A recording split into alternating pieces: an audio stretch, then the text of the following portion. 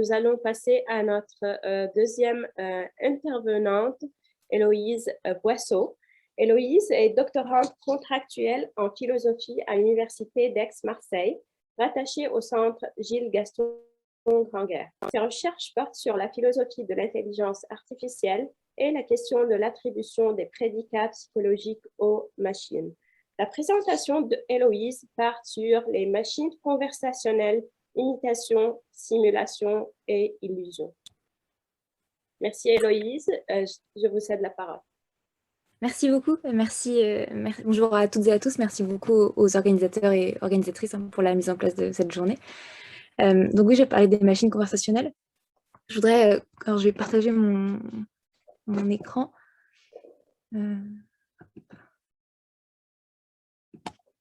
C'est bon, ça marche? Super. Ok, alors je commencerai en fait en partant d'une analyse de John Searle qui a relevé dans un article de 2008 une ambiguïté entre deux sens du terme artificiel.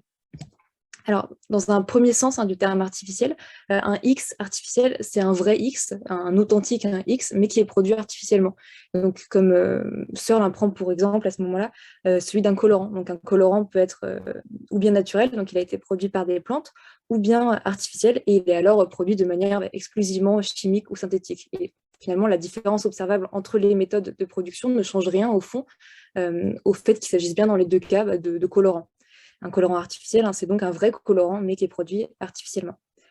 Ensuite, dans un second sens du terme artificiel, un X artificiel ne peut pas être un vrai X, mais seulement une imitation ou un produit de remplacement de X.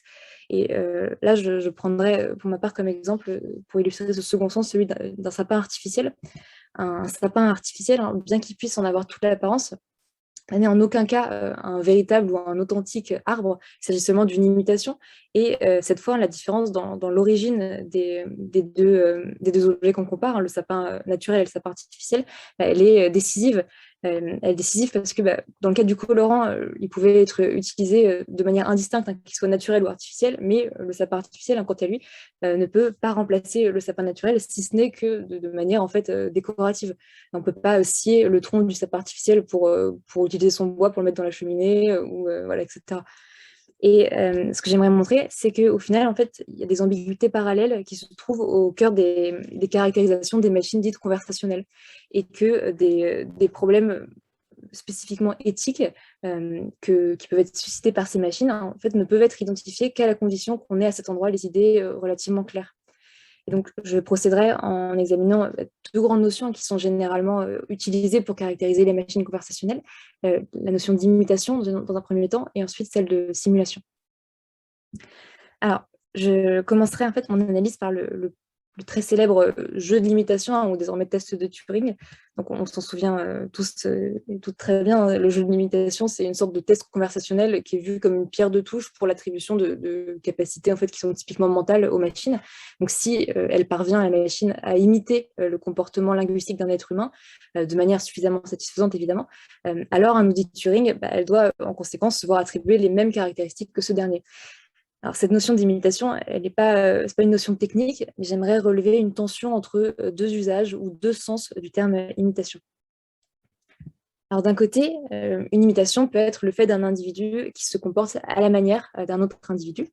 L'imitation, entendue en ce sens, elle est alors un mode de comportement animal. Si je souhaite imiter ma grand-mère, par exemple, donc je prendrai ses intonations, ses attitudes, ses postures, son timbre de voix, etc. Donc je me comporterai à la manière de ma grand-mère, c'est-à-dire comme elle. Donc pour caractériser ce premier pôle de tension, je parlerai en ce sens de comportement d'imitation. Et d'un autre côté, une imitation peut être le statut qu'on donne à une chose quand celle-ci a été produite à la manière ou sur le modèle d'une autre chose. Et donc dans ce second cas de figure, l'imitation désigne non pas un comportement, mais la chose elle-même. On dira ainsi que le faux cuir, par exemple, est une imitation de véritable cuir parce qu'il a été produit sur le modèle de celui-ci. Et dans ce second sens, là, je parlerai cette fois de statut d'imitation. Alors, le statut d'imitation, il se distingue de ce point de vue d'une duplication. Dans le cas de la duplication, la chose dupliquée, elle est exactement la même elle est du même type que la chose initiale. Donc, si j'ai en ma possession un acte de naissance et le duplicata de cet acte de naissance, j'ai en ma possession 2 documents officiels. En revanche, si j'ai un Picasso et une imitation d'un Picasso, j'ai pas 2 tableaux de Picasso. Il y a certes une description commune, hein, la description tableau pour les deux, mais c'est pas une description complète, parce que pour l'un, il est question d'un tableau de maître et pas pour l'autre. Alors, les faux billets de banque, les fausses signatures ou les contrefaçons textiles relèvent de cette façon, de ce mode d'imitation. Ce sont des choses qui autorisent une description commune avec ce qu'elles imitent. Voilà, tableau pour le Picasso, autrement morceau de papier, inscription, foulard, mais elles n'autorisent pas une description complète. Donc voilà, monnaie, signature, foulard Hermès, etc. Cette description commune est ce qu'on pourrait appeler un sortal de recouvrement, c'est-à-dire un concept général, individualisant, sous lequel tombe à la fois la chose imitante et la chose imitée. Alors, le comportement d'imitation a un rapport moins évident, quant à lui, à la duplication, parce que certains comportements, lorsqu'ils sont imités, donnent lieu aux mêmes descriptions. Il faut en effet parfois, dans les contextes d'apprentissage notamment, imiter quelqu'un pour parvenir à faire ce que fait cette personne. En contraste, dans un contexte où l'imitation est comprise comme une moquerie, et donc là où imiter veut dire singer ou parodier, il n'est pas question d'appliquer les mêmes descriptions. Donc si j'imite par exemple Emmanuel Macron en train de s'adresser aux Français, il est évident que moi-même je ne suis pas en train de m'adresser aux Français. Alors, je reviens maintenant à notre point de départ. Lorsqu'on parle d'imitation dans le contexte des machines conversationnelles, la question c'est donc de savoir est-ce qu'on est dans le registre du comportement d'imitation ou dans celui du statut d'imitation. Et la réponse elle semble en fait pas tout à fait claire, et l'embarras semble provenir du fait suivant, c'est que d'un côté, on est face à un artefact, on est par conséquent tenté de ranger l'imitation de la machine du côté du statut d'imitation. La machine qui produit des phrases serait alors une imitation d'un individu qui parle, au même titre qu'une fausse signature est une imitation de signature. Mais d'un autre côté, l'imitation en question passe par la manière d'agir de la machine, et donc on est par conséquent cette fois tenté de ranger l'imitation du côté du comportement d'imitation. Et donc, dans ce second cas de figure, ça serait la machine elle-même qui imiterait, c'est-à-dire qui se comporterait de façon similaire à l'être humain qui parle. Alors, selon de nombreux philosophes, même contemporains, comme Jack Copeland ou Robert Epstein, là, dont les citations sont projetées, la performance de la machine conversationnelle doit très certainement être placée du côté du comportement d'imitation. Et donc, d'après cette conception, la machine est alors l'agent de l'imitation. Et voilà, il est également pertinent de noter qu'en conséquence, la question se pose de savoir, dans un contexte de jeu de limitation par exemple, si la machine, si on est dupé par la performance de la machine, si en fait il faut remettre le prix de vainqueur du jeu de limitation à la machine ou au concepteur de la machine. Alors, comment régler en fait cette difficulté? Je proposerai l'argument suivant, c'est que pour qu'un individu puisse imiter un comportement particulier, et que son imitation soit donc un comportement d'imitation, il faut que cet individu ait en premier lieu un comportement à lui, qui soit différent de ce qu'il cherche à imiter ou reproduire. Il faut donc, en d'autres termes, qu'il possède déjà tout simplement un comportement en tant que tel. Et pour le dire encore autrement, donc l'idée c'est qu'un comportement d'imitation ne se comprend que sur le fond d'un comportement qui n'est pas une imitation. La question c'est donc en fait celle de savoir si les machines dont on dit qu'elles imitent les êtres humains en train de converser ont ou non pas de comportement à elles en dehors de ces comportements d'imitation conversationnelle. Et la réponse, bien évidemment, c'est que non, elles n'en ont pas. Les machines conversationnelles n'imitent pas, mais sont des imitations, et ont de ce point de vue un statut similaire à celui des faux billets, parce que les machines conversationnelles sont justement construites pour être des imitations de la parole humaine. Ça implique qu'il n'y a pas en réalité quelque chose qu'elle soit par ailleurs, ou quelque chose qu'elle puisse être en dehors de ceci, des dispositifs d'imitation de la parole humaine. Or, s'il n'y a rien qui soit une imitation de leur part, s'il n'y a rien, en d'autres termes, qui soit un comportement d'imitation, la question de leur responsabilité morale ne semble finalement pas avoir lieu de se poser. Et de la même façon qu'on ne tient pas pour responsable moralement les faux billets de banque eux-mêmes ou les fausses signatures elles-mêmes, mais bien plutôt les personnes qui les fabriquent et qui les utilisent, ou pour les signatures qui les forgent. Il y aurait en fait, et c'est ce que je soutiens, ce que j'appellerais un risque métonymique parallèle à faire de la machine conversationnelle elle-même une sorte d'agent moral. Donc, on le voit, ces premières remarques sur le concept d'imitation nous donnent une première piste de réflexion quant au type d'évaluation que peuvent recevoir les machines conversationnelles, et donc quant au statut moral qu'il faudrait leur attribuer. C'est en effet parce qu'elles ne sont pas des agents moraux en tant que tels, qu'il paraît difficile de concéder une quelconque responsabilité à leur endroit. Et tel que je l'ai jusqu'à présent délimité, cette notion d'imitation est peut-être trop large, trop englobante, et peut-être faudra-t-il par conséquent s'arrêter un instant sur le concept en apparence plus spécifique, sous lequel peut tomber le cas des machines conversationnelles, qui est le concept de simulation. Alors ce concept de simulation, il se trouve en réalité au cœur même du projet interdisciplinaire qui est l'intelligence artificielle, puisqu'il occupait déjà une place centrale au moment de l'acte de naissance de l'IA en tant que champ de recherche, au cours des fameuses conférences de Massey de 1956. Alors, est-ce qu'il est donc plus éclairant de parler, dans le cadre des machines conversationnelles, de simulation plutôt que d'imitation? Il faut noter que l'ambiguïté relevée dans le cas de l'imitation se retrouve dans une certaine mesure dans le cas de la simulation. Parce que la simulation, elle aussi, peut caractériser aussi bien une action que le résultat de cette action. Donc on peut ici aussi tout à la fois parler du statut de simulation, donc en tant que résultat, que du comportement de simulation, donc cette fois en tant qu'action. Donc si aussi bien l'imitation que la simulation ont besoin d'un modèle, il faut toutefois noter qu'il y a 2 points de rupture entre l'imitation et la simulation. Alors, le premier point de rupture, c'est que les moyens d'une simulation sont généralement, les moyens d'une imitation, je commence par l'imitation, sont généralement les mêmes que ceux qui appartiennent au modèle de l'imitation. Donc, c'est avec un stylo qu'on signe, et c'est avec un stylo également qu'on fait une fausse signature. C'est avec la voix qu'on parle, et c'est avec la voix également qu'on va imiter quelqu'un. Alors, dans le cas d'une simulation, en revanche, les moyens de simulation sont différents de ceux qui appartiennent au modèle de la simulation. Ça, c'est le premier point de rupture. Deuxième point de rupture, il n'y a pas de sortal de recouvrement évident entre la chose simulante et la chose simulée.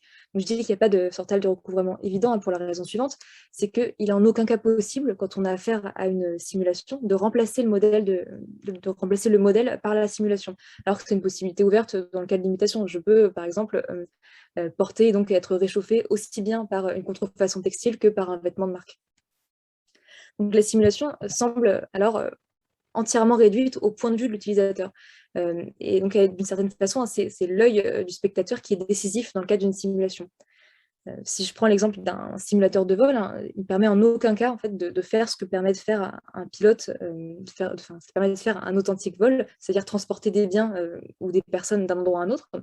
Par contre, le pilote qui s'entraîne sur un simulateur de vol peut, quant à lui, bien évidemment, avoir l'impression de vivre une expérience de vol authentique. Et donc, c'est en fait, d'ailleurs là, tout l'intérêt de la simulation, c'est le pilote d'avion qui découvre un nouveau système de pilotage, par exemple, peut de cette manière faire des erreurs et s'entraîner sans mettre en danger sa vie ou celle de ses passagers. Donc, dans ces conditions, la simulation peut être appréhendée comme un outil heuristique de compréhension ou de mise à l'épreuve d'un phénomène ou d'une situation du monde réel. Mais il faut garder à l'esprit que là où il y a modélisation d'un phénomène, il n'y a toutefois pas là non plus de duplication ou de copie de celui-ci. Une simulation informatique ou non d'un tremblement de terre ou d'une éruption volcanique peut certes permettre aux chercheurs ou aux chercheuses qui les utilisent de reconstruire, de prévoir ou d'étudier les étapes et les conséquences de tels événements, qu'ils soient passés ou putatifs, en faisant varier de multiples paramètres. Mais il va de soi qu'aucun tremblement de terre simulé, même de la plus haute magnitude sur l'échelle de Richter, ne causera le moindre dégât dans le monde réel, comme le ferait un tremblement de terre réel. Et donc, la simulation n'affecte pas le monde, mais n'est pas non plus affectée par le monde. La simulation peut certes être alimentée par des données du monde, mais elle est toutefois insensible aux changements réels qui peuvent s'y produire. Alors, comment ces considérations s'articulent-elles à notre question initiale? Est-ce qu'on doit voir les machines conversationnelles comme des simulations? Eh bien, si on garde en tête ce qu'on vient d'évoquer, la conséquence immédiate, c'est que la conversation simulée ne peut par définition en aucun cas être une authentique conversation.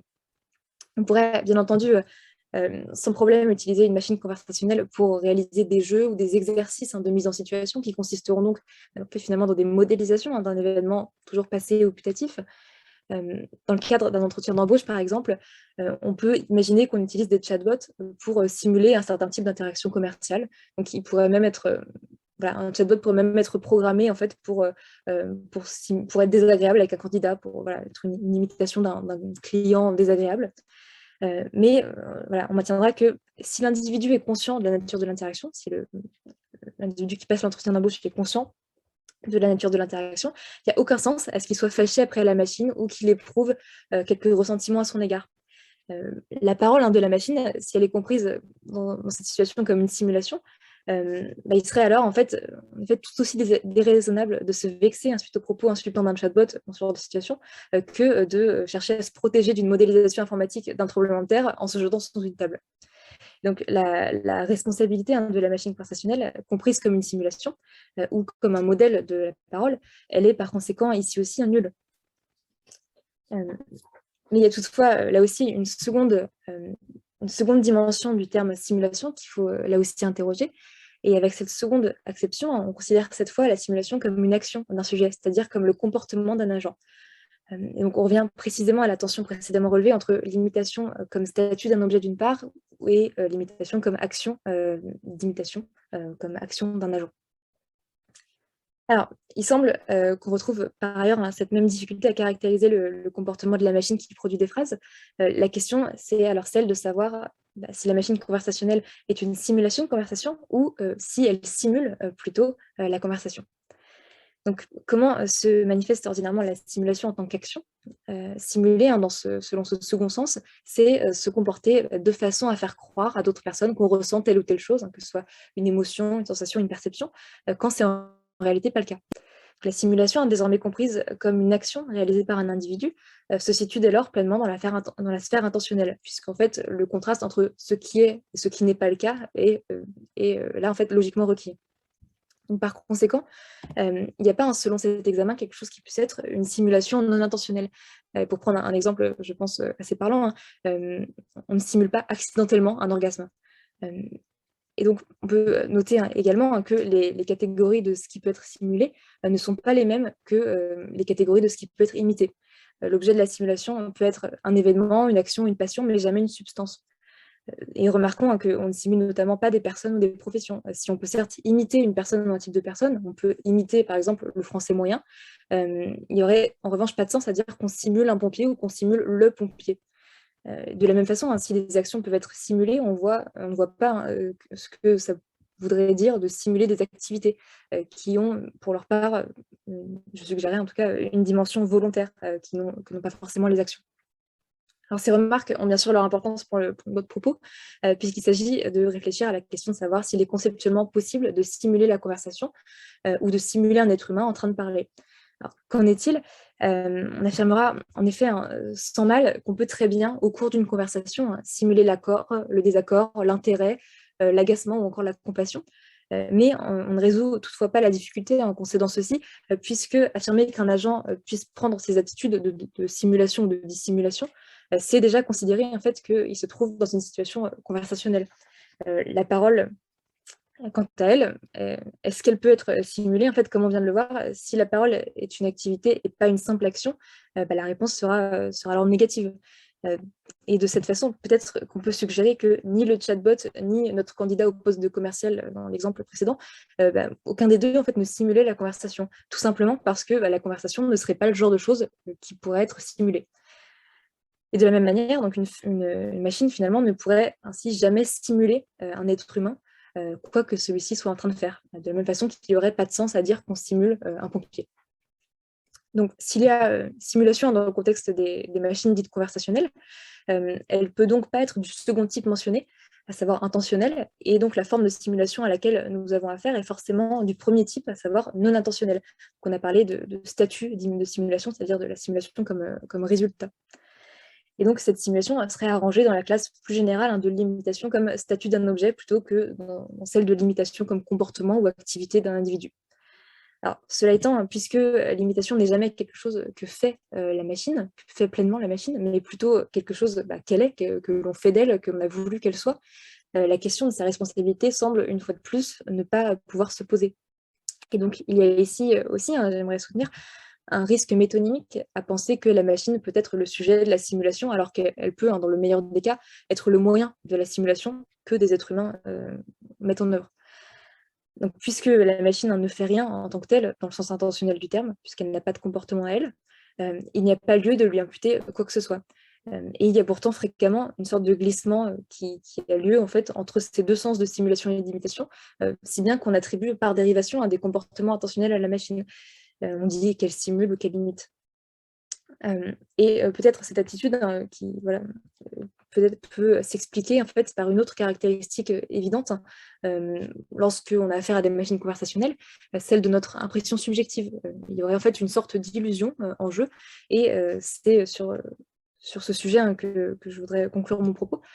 En fait, là où réside la difficulté, c'est que bien que la machine ne soit qu'une machine, on a pourtant l'impression qu'elle nous parle. On peut avoir, dans une certaine mesure, l'impression qu'elle nous comprend. On peut se fourvoyer et croire s'adresser à un être humain quand il s'agit en réalité d'une machine, etc. Mais dans tous ces cas de figure, ce que notre impression permet de mettre en valeur, ce n'est pas la duperie de la machine, mais c'est à la limite la duperie de ses concepteurs ou conceptrices. Et ce qui est en jeu, c'est pas, pour reprendre l'observation de Vincent Descombes, ce qui est en jeu n'est pas à chercher du côté de la machine, mais plutôt du côté de, je cite, notre capacité à être leurré ou mystifié par un montage habile des apparences. On retrouve ici ce qu'on appelle parfois dans le jargon informatique l'illusion de l'utilisateur, c'est-à-dire le sentiment ou l'impression pour l'utilisateur qu'il est en train d'interagir avec des éléments matériels, par exemple quand il déplace avec sa souris un des documents d'un dossier sur un autre sur son ordinateur, ou l'impression qu'il interagit avec de vraies personnes. Et donc là, c'est typiquement le cas des chatbots. La capacité de parole de la machine, de même que la conversation qu'on peut penser entretenir avec elle, ne serait alors finalement rien d'autre que des illusions. Et Joseph Weizenbaum, en 1966, remarquait justement la chose suivante au sujet de son fameux programme conversationnel ELIZA, qui, on se souvient, c'était une imitation du comportement d'un thérapeute rogérien. Donc, Weizenbaum écrivait la chose suivante, je finis. Une grande partie de l'élégance pouvant être attribuée à ELIZA réside dans le fait que ELIZA maintient l'illusion de la compréhension avec très peu de machinerie. Donc, en guise de conclusion, à remarquer une chose, c'est que si cette rhétorique de l'illusion est au final tout à fait appropriée, elle est logiquement incompatible avec tout espoir en fait, d'un dépassement de l'illusion par l'amélioration de nos technologies. Il y aurait quelque chose d'étrange à inciter dans d'autres cas d'illusion pour dire par exemple qu'en perfectionnant nos techniques de trompe-l'œil sur les façades des bâtiments, on pourrait un jour réussir à passer à travers le mur et explorer le jardin ou le chemin ou quoi que ce soit qui est représenté sur la façade en question. Ou bien à dire qu'en perfectionnant nos techniques de précipitation, on arriverait peut-être un jour à développer des authentiques pouvoirs magiques, à vraiment faire disparaître des pièces, à vraiment sortir des lapins de son chapeau, etc. Et bien de la même façon, en fait, aucune avancée technique ou technologique ne permettrait d'avoir un jour une authentique conversation avec une machine, même si on imagine facilement, par ailleurs, pourquoi il serait tentant pour certains de détourner l'attention vers cette illusion et se déresponsabiliser pour ne pas assumer une négligence ou quoi que ce soit. Je vous remercie, je suis désolée si j'ai dépassé.